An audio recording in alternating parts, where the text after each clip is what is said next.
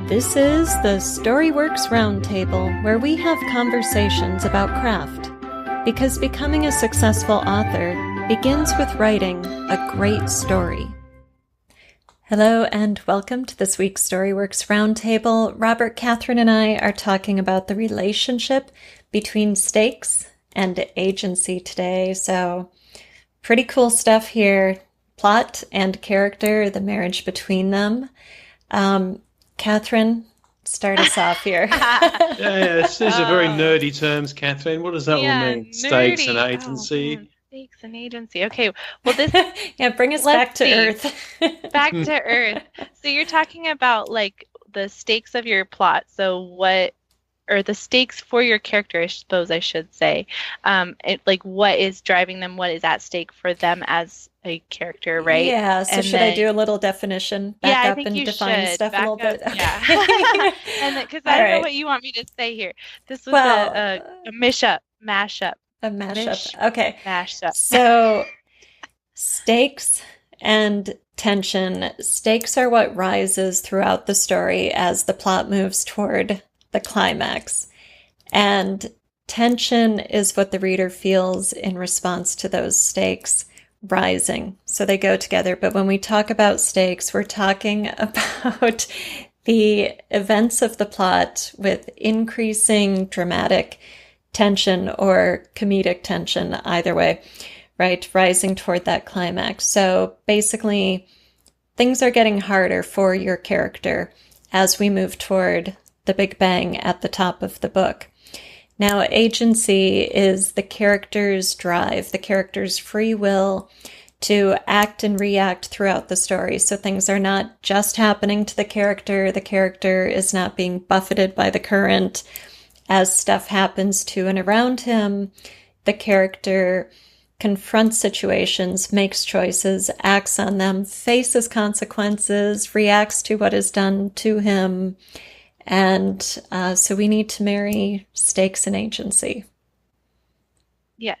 No, I think that my question here was like, in terms of when the stakes get so high, is your character are they really capable of making the choice to enter into those stakes, or are you kind of pushing them into it because they're so high that no rational, reasonable person would actually make that choice to like jump in, let's do this? Oh no, they must. They must have agency, and they must make that choice to go forward, which is one of the great fun aspects of writing a novel, doing long form and getting up to that point. So if you get to the point of no return at the end of Act 2, the thing that precipitates the climax, it's your character's last chance to walk away from the climax and choose a different path, right? Mm-hmm. If you get there and your character walks through that door into the climax, but your reader doesn't believe in the choice, the reader's going, nah, I would have walked away. You're stupid for for going into that battle. Then you have failed in your character's motivation.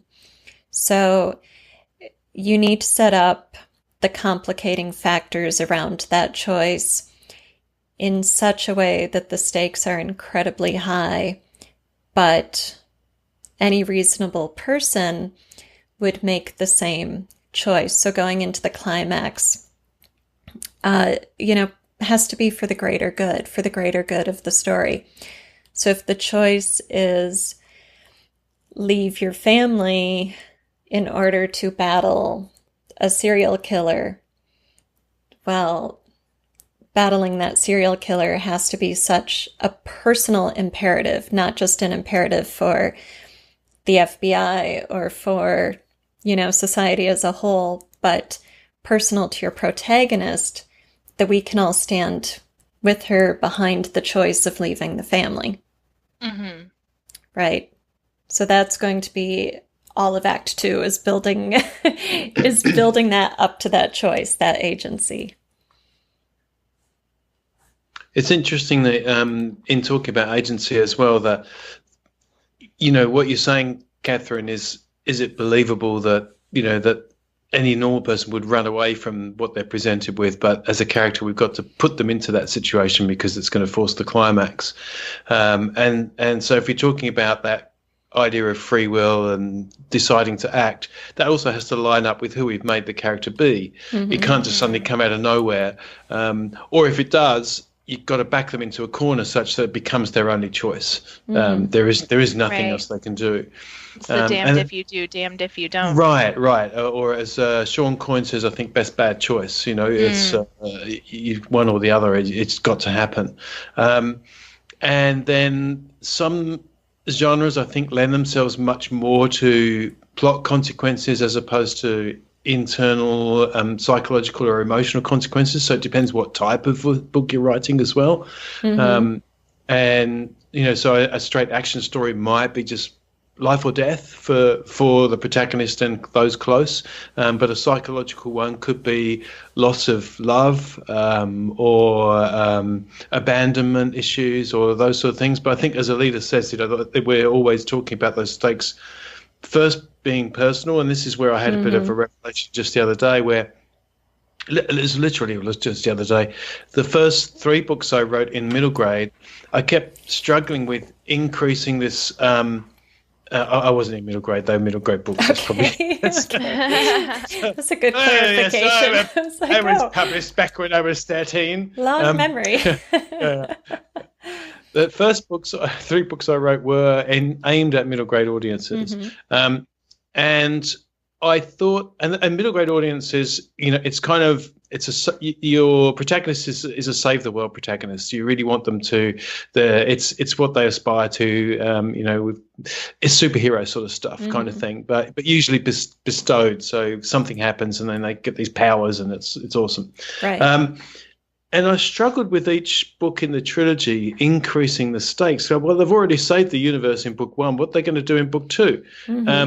And it only came to me the other day when I was listening to a particular lesson. I thought, okay. What I'd forgotten was that the stakes needed to be personal first. Right. And so, yes, okay, the plot stakes can keep going up, but you can only go so far sometimes. Right. And so you've got to kind of twist it or make something happen to the character that forces them into a new set of personal stakes, perhaps. And obviously then we're talking character arc, I guess, so you can come from character's point of view. And it just suddenly a whole layer of where stakes and consequences, personal versus agency. So I think, for me anyway, talking around, you can't separate stakes and agency. Right. And they sound like hang on, how can you talk about those in the same podcast? They're completely different things. One's to do with the plot and the other one's to do with, who's in your story. But actually you need both for the story to be cohesive, in my view. No, that's exactly right. You do need both to be cohesive, and you can't have one without the other. You can have external stakes increasing, like, the village is going to be wiped out, the city is going to be wiped out, the world is going to be wiped out, right? But that's not interesting.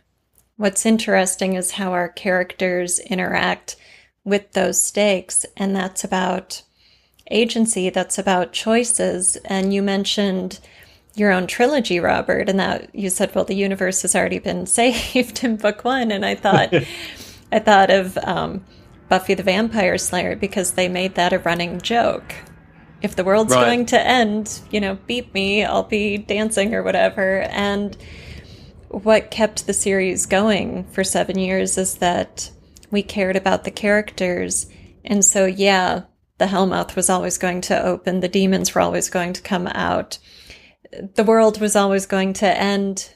But each time there was some new issue in the characters' relationships. Somebody important to the protagonist was in peril. So it wasn't ever just about saving the world. So as the conflict rises in terms of plot events, we also need the stakes to rise for the protagonist in terms of personal engagement. And that involves our other characters, our subplots, whatever that protagonist cares about. And that's what drives agency, because we make our choices based on what we care about, what we're invested in. Yeah, it's also, that's you can create, I think anyway, that you can create drama and a sense of stakes from setting. Mm-hmm. Look at Frodo and Sam on, in Mm-hmm. Mordor. That's a dramatic setting. We've got to get this ring and chuck it down this volcano. But actually, at the end, what happens is a very intensely personal scene. Mm-hmm. And it's Frodo struggling to actually let go of her. And you could argue that actually he loses agency because Gollum does it. But it's interesting that it's okay to add the tension from the setting, Mm-hmm. but it's still got to come down to the stakes for the individual. Right. So otherwise it's just melodrama. It's and that's I've definitely suffered from that in the past. Oh wow, this will be so cool. This giant rocket will land and these aliens will split. Yeah. Yeah. Okay. Well, that will be cool. Maybe for a page or two. Right. But after that, we want to see what happens with that. Yeah. What's the character going to do with that? Yes. Yeah, exactly. That just reminded me of stories of alien invasions from War of the Worlds to Arrival. I mean, any of those kinds of stories, we have the immediate concern of external circumstances, of here comes the invading force, and oh no, what's going to happen to humanity? But that isn't an interesting question. The question only gets interesting when we care about one or a few specific individual human beings. And then the question becomes, how will Joe and Sarah survive this?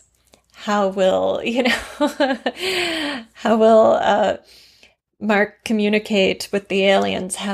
That's what engages us in story and creates the agency we're talking about. We have to track one specific protagonist through each development as that protagonist navigates a new set of choices with each new event. So would you say then for every scene there should be something at stake? For almost every scene, there should be something at stake. There are scenes where we're taking a downbeat. We're giving the characters in the world a rest. We're resolving some emotional movement from, so every chapter, there should be something at stake, whether it's big and external or small and internal. On the scale of scenes, it depends. There are other factors. But yeah, I'd say chapter. There should be something at stake. Mm-hmm.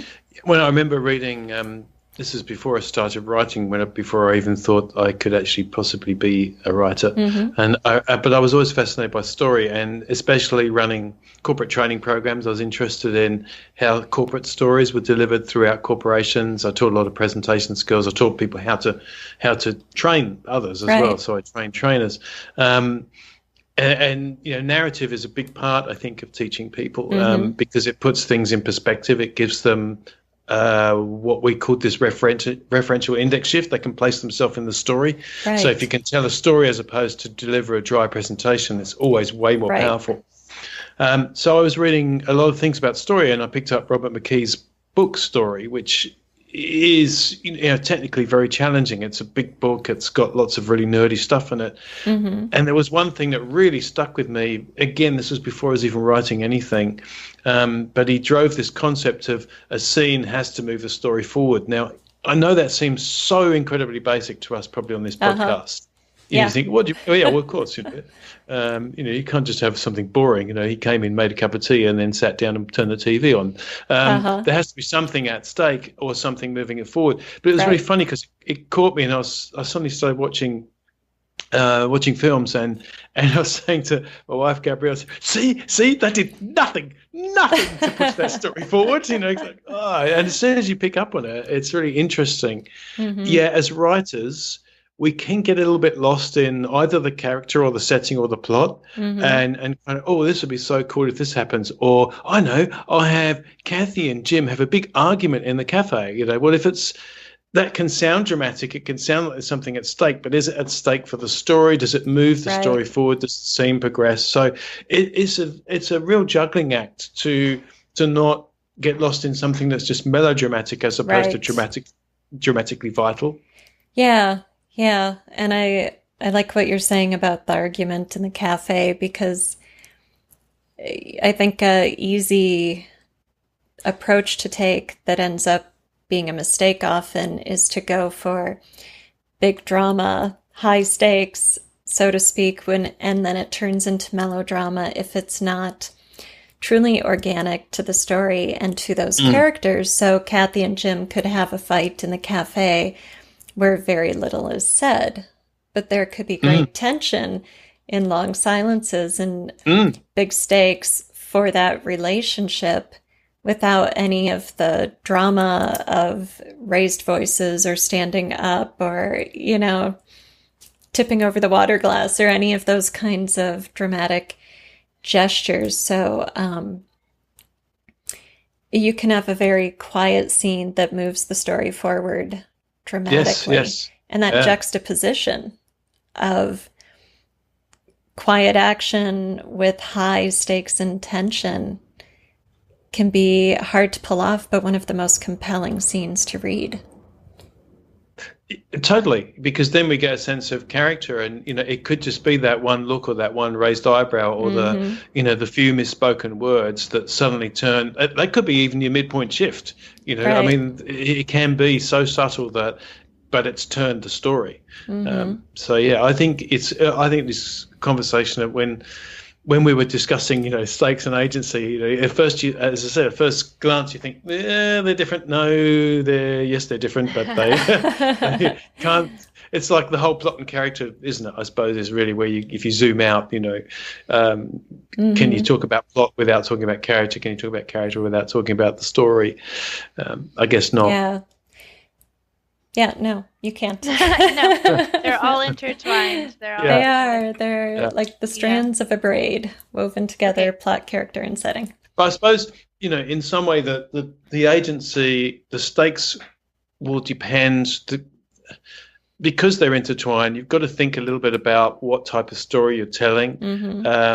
And so, if you're writing a big Western, but the stakes are all about the characters' internal motivation, then that's going to be hard to pull off. It's going to be hard to commercialize as well because of the reader expectations, which is fine. That might be what you want to write, and don't have an issue with that. But it's worth stepping back a bit first and trying to understand.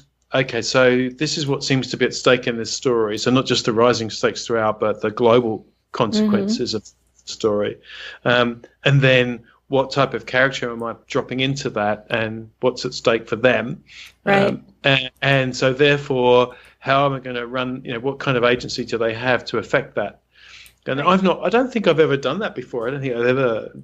You kind of get taken by a character and what you want them to do, and maybe that's okay for first draft, but I suppose in first revision you might want to have a look at what have I really put in here in terms of stakes and agency. That'd be an interesting thing. Yeah, I mean, it's critical. You need to. Well, yeah. It's more than interesting. I like what you just said, like kind of like listing it out just like that, so you can really visibly see. Here are my plot stakes. Here are my, here's what's at stake for the character, etc. So I have a question. Good. So your character's agency, right, is the choices that they're making that move them through the story.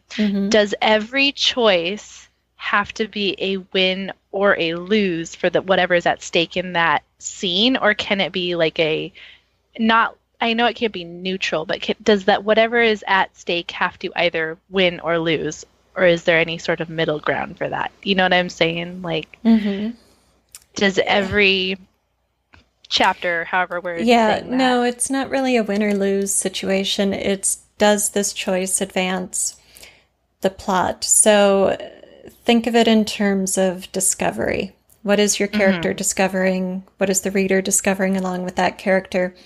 How does it move us forward? So on my agency tree worksheet that I put into the character book, I use an example of a woman who discovers that her husband has taken out an insurance policy on her life and forged her signature. So that's a big discovery with high stakes, because now she's wondering, is he going to kill me? What's he doing with this insurance policy, right? So what is she going to do? Is she going to confront her husband? Is she going to play ignorant? Is she going to take out an insurance policy on his life? Maybe some combination of factors. And so where do I need to get to? Well, if she confronts him immediately, that might resolve that tension too soon.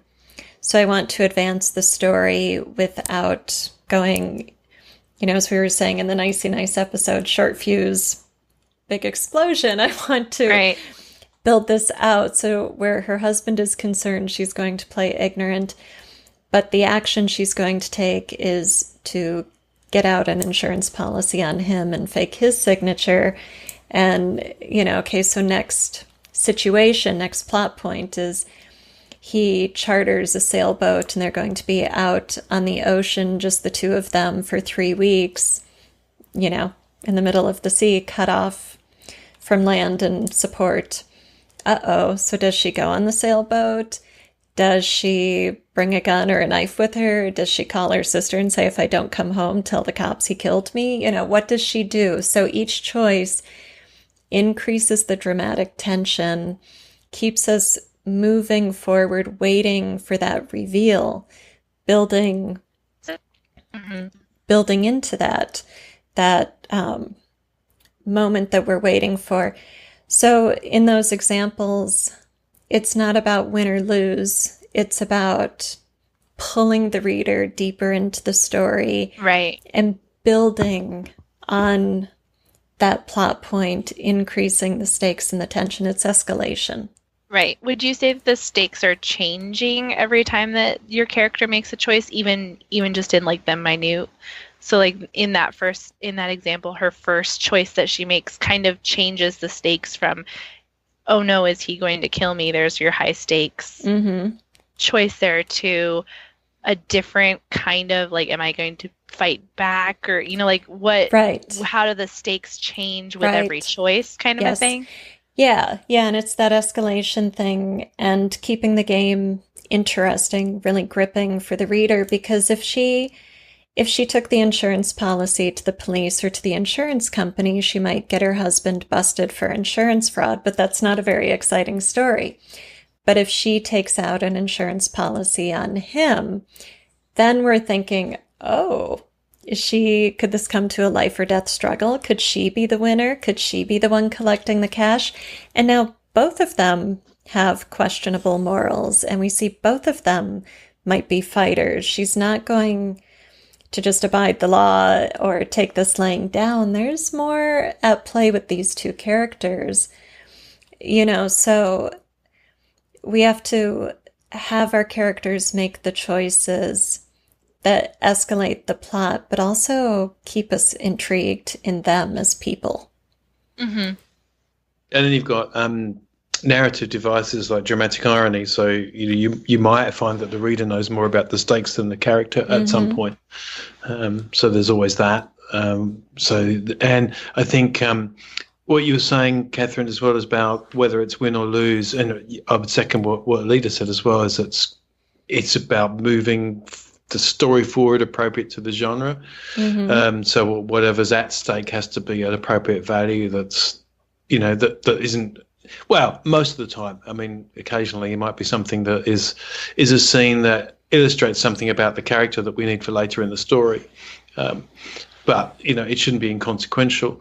And I also think that when we get back to, it might not come in first draft, but when you come to revision and putting in subtleties and foreshadowing, there's always an unintended consequences of every action. So sometimes you can use those in certain stories because they can pop up later. So they might appear to win or lose or whatever the value at stake is in that particular scene, but then they could come back to bite them.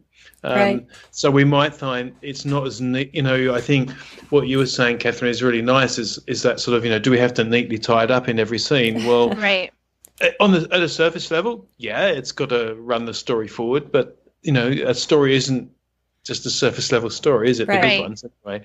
Well, So maybe like what I'm thinking is more like when I think at stakes, I almost think of like gambling, right? Like a Yeah. poker game, Yeah. right? So you Yeah. have each hand has stakes that you have laid out, and then the game as a whole has your entire whatever you have, right?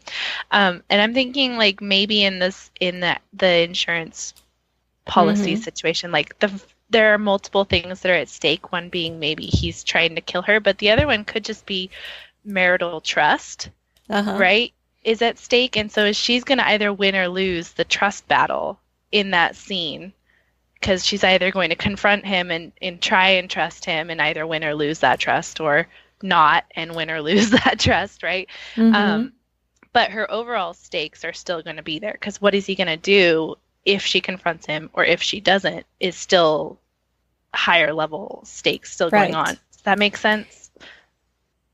I think so. I guess it's like everything else, right? We talk about layers upon layers upon layers, building up these little things. Yeah. Well, and so I think maybe it's just the wording that's throwing me off a little bit. Well, I think the thing to add into the discussion is that with each new revelation the character has and each new choice, you want to play that out in the story. So once she discovers the insurance policy, dinner with her husband that night isn't going to be the same as it was the night before. There's going to be tension there, and there might be veiled comments. She might say something to see if he picks up on it, or she's watching his behavior. He pours her a glass of wine and she might smell it before she takes a drink, like, oh boy, what, so you want to play everything out, and there can be wins and losses, as you were saying, Kathryn, throughout these scenes as we build toward the big moment, toward the big pot on the table, with the hands, with the relationship crumbling, with her questioning herself, questioning her husband. Is she losing her mind? Who can she trust? Who's in on it? Anyone? So, in that sense, you're going to be playing the hands, to keep going with the poker metaphor. And some hands you fold, other hands I'm not a poker player, right? But yeah, me neither, but yeah, so in that sense, just play it out, keep working it, building up to the big set of stakes. Well, I suppose if you come to wrapping up the whole story, in my view anyway, a good story is a good story because the protagonist's agency is the thing that closes it. Right. I agree. Those are wise words to end on. Thank you, Robert. Thank you for listening to the Storyworks Roundtable. Find all our shows, show notes, and videos at storyworkspodcast.com.